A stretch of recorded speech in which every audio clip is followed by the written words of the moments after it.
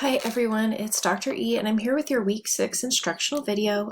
Thank you for your patience. I really appreciate you allowing me the grace period for this video. So I'm just going to jump right into it and go to the content area for our week 6 module. So a pretty straightforward week after we took a little break. So this week you have 2 chapters that you'll want to read. The first is about how we should, consider research, right? So quoting, paraphrasing, and summarizing. What are the differences between those? What options are there when it comes to academic writing? And then the second chapter is about how we properly provide credit for any of our sources and avoid that dreaded P word, plagiarism. So 2 really important chapters. Take your time with them because the ideas in those chapters can really have an impact on how we think about academic writing in general.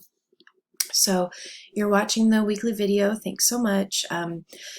There is an MLA video posted below that I'd like you to watch. It is from a previous semester, so feel free to make fun of me for my hair. I go through phases.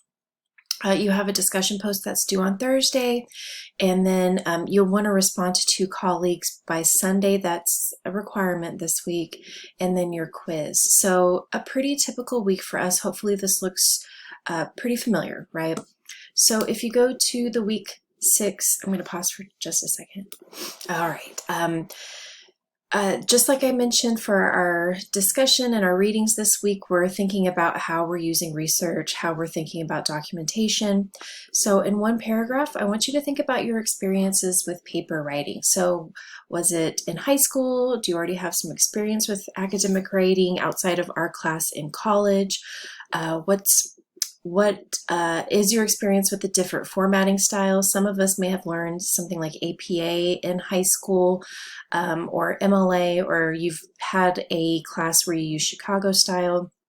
Or some of you, haven't had a lot of time with any kinds of formatting styles. So, how comfortable or not are you with this?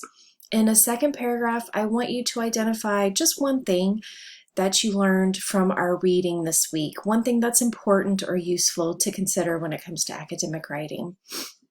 And then, of course, it's a writing class, so we want to make sure that we're revising and editing, utilizing Grammarly, and there is a rubric here if you want to just take kind of a quick peek at that. It's a very general rubric, just to make sure that you are moving in the right direction when it comes to considering your grade. So you'll just click Start a New Thread here. All right, and then the only other thing that you'll want to do is respond to 2 colleagues in the discussion post area, and that is included in the rubric, so that will be clear. And then your participation quiz, which covers the videos, it covers the chapter readings, so take your time with that. And as always, let me know if you have any questions, or let me know if you have any concerns based on the quiz. I know that there have been some ups and downs with quizzes this semester, but thanks for your patience. All right, everyone, take care and have a good week.